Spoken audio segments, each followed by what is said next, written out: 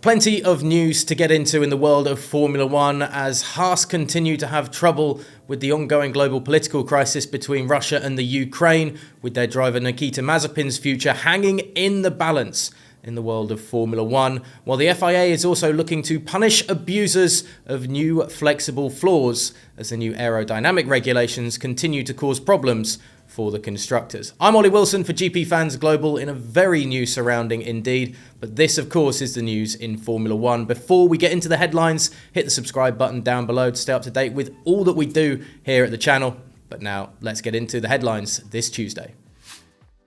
Ukraine's Automobile Federation has called for the FIA to ban drivers holding Russian licenses from competition outside of the country, which would directly impact Haas driver Nikita Mazepin. Mazepin has been backed by Haas in the wake of social media abuse that the driver has received after Russian tanks crossed the border into Ukraine last Thursday, including a very unpleasant tweet from British TV presenter Jeremy Clarkson. But the Russian driver is at the centre of a global political situation that is certainly having repercussions on the Formula One world. With the obvious connections between Haas and the Russian oligarch Dmitry Mazepin, both financially through Uralkali's sponsorship of the team and his son's position behind the wheel of the car, Formula One has been encouraged to take steps to eradicate Russia's involvement in the sport. And now Ukraine's Automobile Federation, or FAU, have responded to the FIA President Bin Sulayem's message of support to the FAU, requesting that the FIA act in the following way.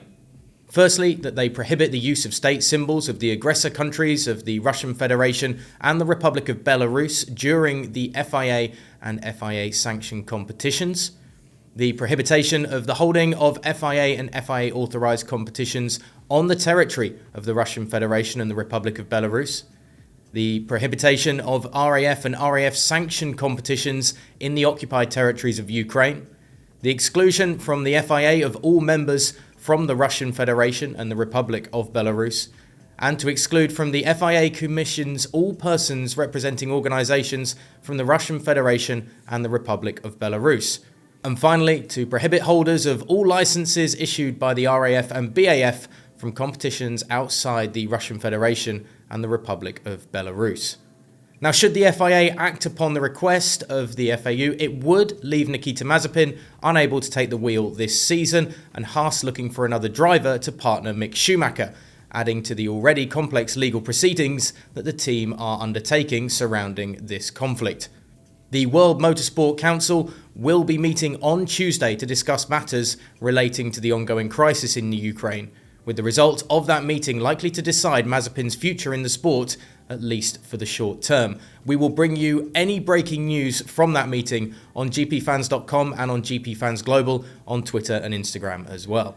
Elsewhere in the news in Formula One, the FIA are going to be keeping a close eye on floor flexibility going into the new season as teams try to find peak performance under Formula One's new aerodynamic regulations.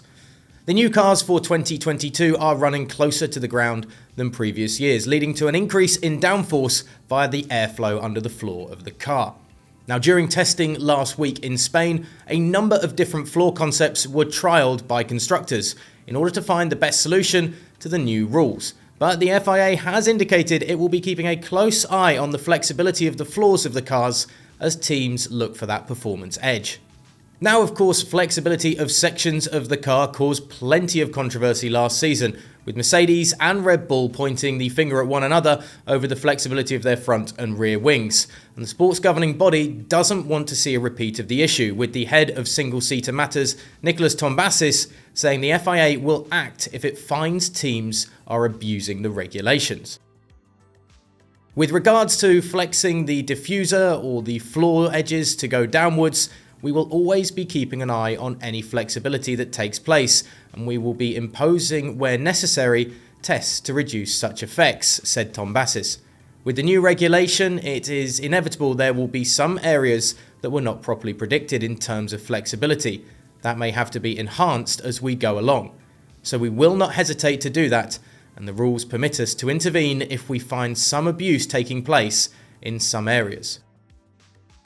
Now, Tom Bassis's full statement on the issue can be found on GPFans.com, but it seems the FIA are going to have a little bit of flexibility themselves when punishing those that abuse the new regulations. For more info on those regulations and everything else going on around Formula One, of course, hit the subscribe button down below, or of course, get onto GPFans.com, at GPFansGlobal on Twitter and Instagram, and stay with us for the whole of the build-up and moving into F1's new season in 2022.